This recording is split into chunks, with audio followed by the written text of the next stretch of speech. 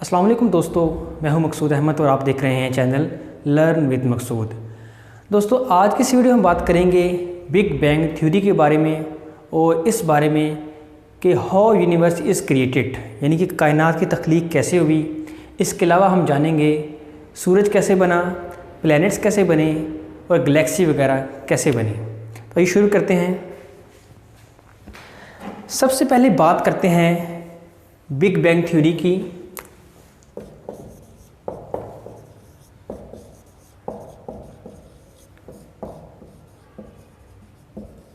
जैसा कि आपने पिछली वीडियो में देखा था कि बिग बैंग थ्योरी किसने पेश की? जॉर्ज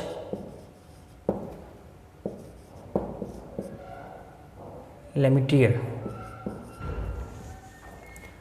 जॉर्ज लेमिटियर ने इस थ्योरी को पेश किया और जॉर्ज लेमिटियर का ताल्लुक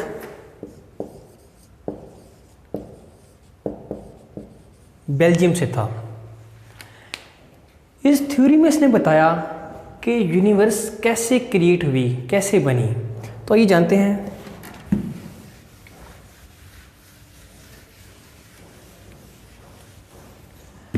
इस थ्योरी के मुताबिक यूनिवर्स की क्रिएशन तकरीबन 14 बिलियन ईयर्स अगो हुई थी, यानी कि आज से 14 बिलियन साल पहले यूनिवर्स बनी। किताबों में एग्जैक्टली इसकी जो लिखी हुई है, लिखे हैं वो 13.8 बिलियन है। एक्चुअली इसकी जो फिगर्स है वो 13.8 है, लेकिन आसानी के लिए हम 14 बिलियन ईयर्स भी कर सकते हैं। 14 बिलियन ईयर्स कितने होते हैं दोस्तों? तकरीबन 1 बिलियन के अंदर 100 करोड़ होते हैं, यानी कि अगर 100 करोड़ हों तो उसको 1 बिलियन कहते हैं। इसी तरह अगर हम बात करें 14 बिलियन ईयर्स की, इसका मतलब हम बात कर रहे हैं 1400 करोड़ साल पहले, यानी कि 1400 करोड़ साल पहले यूनिवर्स की क्रिएशन हुई बिग बैंग थ्योरी के मुताबिक। हुआ क्या था?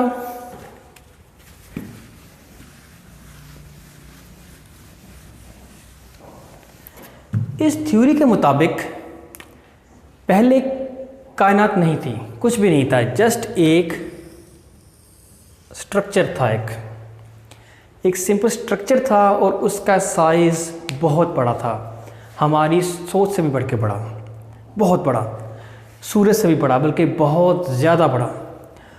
वो स्ट्रक्चर किस चीज़ से बना था? डस्ट पार्टिकल्स, इनके full of clouds of dust.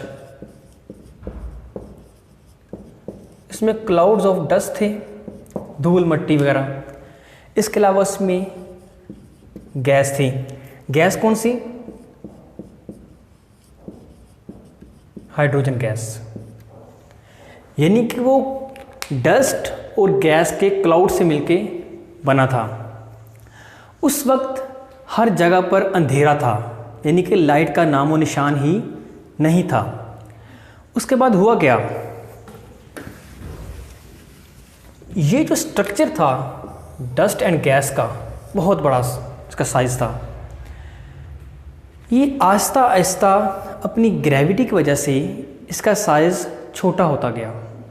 ठीक है, जैसे कि इसका साइज़ इतना था, वो साइज़ छोटा होकर इतना हो गया, मज़ीद छोटा हो गया, इतना बन गया। उसके बाद यही समझ लीजिए इसका साइज़ सूरज के मुताबिक आ गया, सूरज की तरह, जितना सूरज है मज़ीद छोटा हो गया।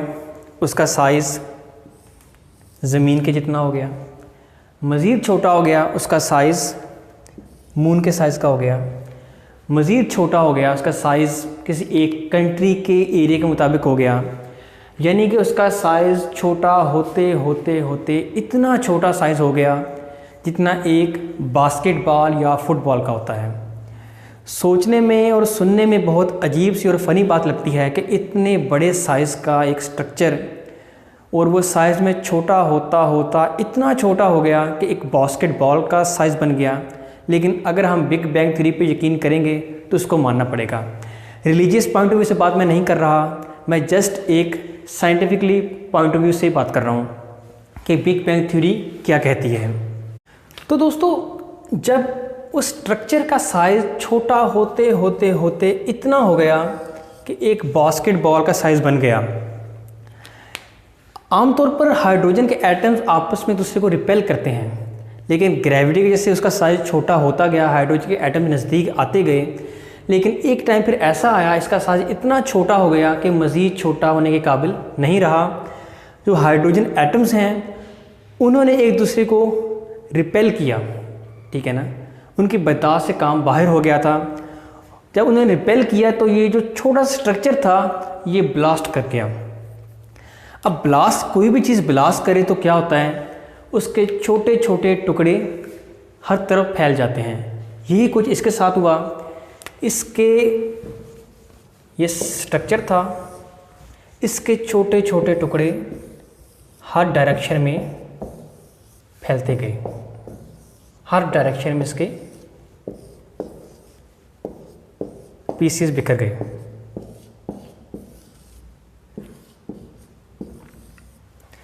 अब जो उसके पीसेस या स्ट्रक्चर्स ने इर्द गिर्द फैला दिए थे ब्लास्ट करके, वो किस चीज़ से बने? ऑब्वियसली जिस चीज़ से वो खुद बना स्ट्रक्चर बना था, डस्ट और गैस से, clouds of dust and gas, तो उसके स्ट्रक्चर्स भी clouds of dust and gas पर ही मुश्तमिल थे। डस्ट धूल मिट्टी वगैरह और गैस हाइड्रोजन गैस। तो स्ट्रक्चर तो ख़त्म हो गया, लेकिन उसके जो पीसेस हैं वो खला में फैल गए। अब मेन स्ट्रक्चर क्यों ब्लास्ट किया था? अपनी एनर्जी की वजह से और हाइड्रोजन एटम की वजह से, और इसके हर तरफ इसके फैल गए इसके पीसेस, और इसके हर पीस को हम कहते हैं निबुला, सिंगल निबुला। यानी कि उस स्ट्रक्चर्स के जो पीसेस हर तरफ फैले थे ब्लास्ट के बाद, उनको हम निबुला कहते हैं। ये सारे निबुला ही हैं। अब निबुला मैंने पहले बताया कि निबुला भी clouds of dust and gas से ही मिलकर बने हैं। डस्ट यानी धूल मिट्टी वगैरह और गैस हाइड्रोजन। अब कोई भी चीज़ अगर हवा में मूव करे तो कहीं ना कहीं जाके वो रुक ही जाती है। रुकती किस वजह से है? फ्रिक्शन की वजह से। अगर फ्रिक्शन कम है तो वो ज़्यादा दूर जाकर रुकेगा, अगर फ्रिक्शन ज़्यादा है, रुकावट रास्ते में ज़्यादा है, तो उसकी जो मूवमेंट है वो कम होगी। तो अगर मैं कहूँ कि फ्रिक्शन ही ख़त्म कर दी जाए तो ऑब्वियसली उसके रुकने का फिर जवाज़ ही पैदा नहीं होता। तो जैसा कि हम जानते हैं कि स्पेस में कोई फ्रिक्शन नहीं है, तो अगर ये इस तरफ मूव कर रहा है, ये इसका पार्ट ये वाला इस तरफ मूव कर रहा है और रास्ते में फ्रिक्शन ही नहीं है, जो इसने इसको रोकने वाला ही नहीं है कोई, तो ऑब्वियसली इसके रुकने का जवाज़ ही पैदा नहीं होता। और इसी वजह से ये आज तक ये आगे मूव करता जा रहा है। यानी कि सारे जो इसके पीसेस हैं, निबुला हैं, वो अपनी अपनी डायरेक्शन में आज तक 14 बिलियन साल पहले भी और आज तक ये मूव करते जा रहे हैं। इसी वजह से कहा जाता है कि कायनात फैल रही है, स्प्रेड हो रही है। यानी कि अगर ये इस तरफ मूव कर रहा है, ये इस तरफ मूव कर रहा है, हर एक पीस अपनी डायरेक्शन मूव कर रहा है, तो वो कायनात फैल रही है। तो अब हम बात करेंगे दोस्तों निबुला की। अब मैं इसमें से सिर्फ एक सिंबल निबुला लेकर चलूँगा, कोई भी एक निबुला ले लें, उसको लेकर मैं आगे चलूँगा। तो अब मैं यहाँ पर एक स्ट्रक्चर ड्रा करूँगा जिसे हम कहेंगे निबुला।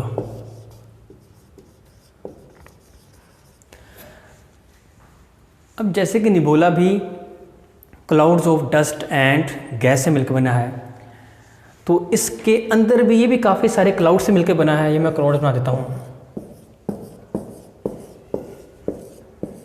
ये सारे के सारे जो क्लाउड्स हैं ये डस्ट एंड गैस के ही हैं। इसमें काफ़ी बड़े क्लाउड्स भी हैं और स्मॉल पीसेस भी होंगे क्लाउड्स के।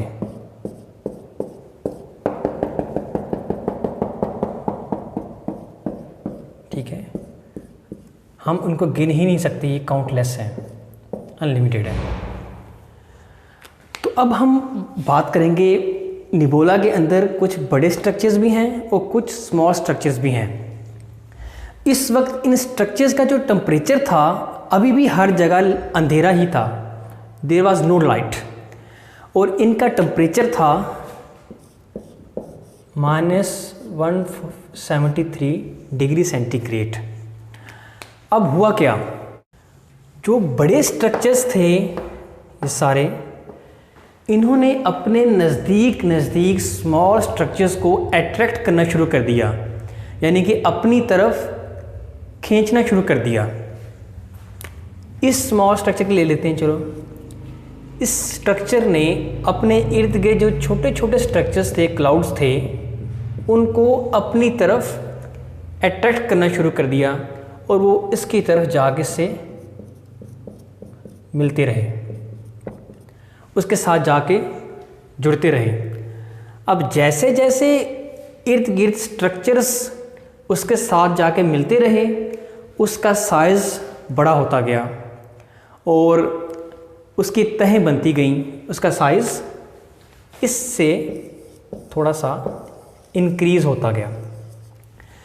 जैसे जैसे उसके साथ स्मॉल पार्टिकल्स डस्ट क्लाउड्स मिलते रहे, उसका साइज़ बड़ा होता गया, उसका टेम्परेचर भी बढ़ता गया ड्यू टू हाई प्रेशर, और उसका टेम्परेचर 173 डिग्री सेंटीग्रेड से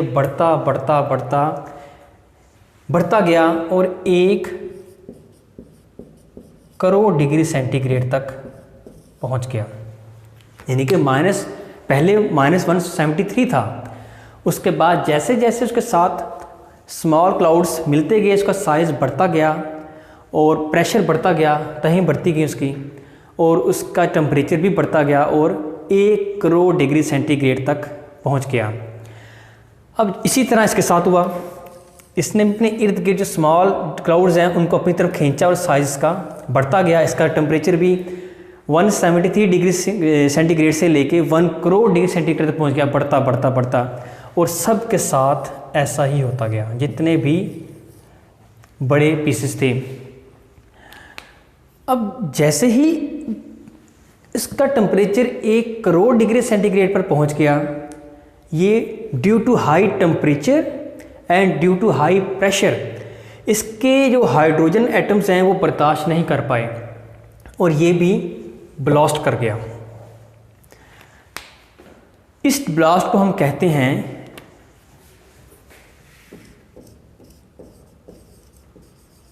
न्यूक्लियर फिशन, यानी कि वो स्ट्रक्चर साइज में बढ़ता गया, इसका टेम्परेचर भी बढ़ता गया। -173 से जब उसका टेम्परेचर बढ़ता 1 करोड़ डिग्री सेंटीग्रेड तक पहुंच गया तो वो ब्लास्ट कर गया, और इस ब्लास्ट को हम कहते हैं न्यूक्लियर फिशन। और न्यूक्लियर फिशन के बाद टेम्परेचर फिर मज़ीद बढ़ता गया। न्यूक्लियर फिशन जैसे ही हुआ, ये जो स्ट्रक्चर था, बिग स्ट्रक्चर, ये बॉल ऑफ फायर बन गया, यानी आग का एक गोला बन गया। ज़ाहिर बात है, इतना टेम्परेचर होगा और ब्लास्ट कर जाएगा तो उसको आग लग गई, वो बॉल ऑफ फायर बन गया। उसको हम बॉल ऑफ फायर कहेंगे। ये भी बॉल ऑफ फायर बन गया। सारे ही ऐसे 1 करोड़ डिग्री सेंटीग्रेड पर ब्लास्ट हो गए और बॉल ऑफ फायर बन गए, और इन्हीं को हम स्टार कहते हैं, यानी वो बॉल ऑफ फायर को ही हम स्टार्स कहेंगे। ये सारे के सारे क्या बन गए? स्टार्स बन गए। जैसे ही ब्लास्ट हुआ, बॉल ऑफ फायर बन गए, तो ज़ाहिर बात है आग जलेगी तो रोशनी होगी, और स्टार्स बनते ही यहाँ पर लाइट आ गई। जैसे ही सारे ब्लास्ट होते गए, अपने अपने 1 करोड़ डिग्री सेंटीग्रेड पहुँचने पर स्टार्स बनते गए, ये कन्वर्ट होते गए स्टार्स में। ये भी स्टार बन गया। ये सारे के सारे स्टार बन गए और हर तरफ लाइट आ गई, यानी कि ये निबोला जो है ये रोशन हो गया। अब निबोला निबोला नहीं रहा। जैसे ही यहाँ पर रोशनी आई, बॉल ऑफ फायर्स बने, स्टार्स बने, तो निबोला को हम कहेंगे गैलेक्सी, यानी कि वो गैलेक्सी बन गई। स्टार्स या बॉल ऑफ फायर्स बनने से पहले वो ही बड़ा स्ट्रक्चर सारा का सारा, उसको हम निबोला कहते थे। लेकिन जैसे ही उसमें बॉल ऑफ फायर्स या स्टार्स बने, वहाँ पर रोशनी हो गई, तो उसको हम कहेंगे ये गैलेक्सी में कन्वर्ट हो गया। अब ये गैलेक्सी है। अब मैं यहाँ पर दोबारा निबोला बनाता हूँ, निबोला कह लें, यानी कि अब ये गैलेक्सी बन चुकी है। जब इसमें स्टार्स बन गए हर तरफ, तो ये रोशन हो गया, यहाँ पर लाइट आ गई और ये गैलेक्सी, यानी कि मुकम्मल की मुकम्मल एक गैलेक्सी है। अब ये बॉल ऑफ फायर्स हैं या स्टार्स हैं, इनमें से एक सूरज भी है। फर्ज कर लें ये सूरज है। अब आप कहेंगे ये तो स्टार्स थे। सन इज़ आल्सो अ स्टार, सूरज एक सितारा ही है। अगर कोई कहे, क्वेश्चन आ जाए पेपर में कि सन क्या है, सूरज क्या है, तो ऑब्वियसली सन एक स्टार ही है।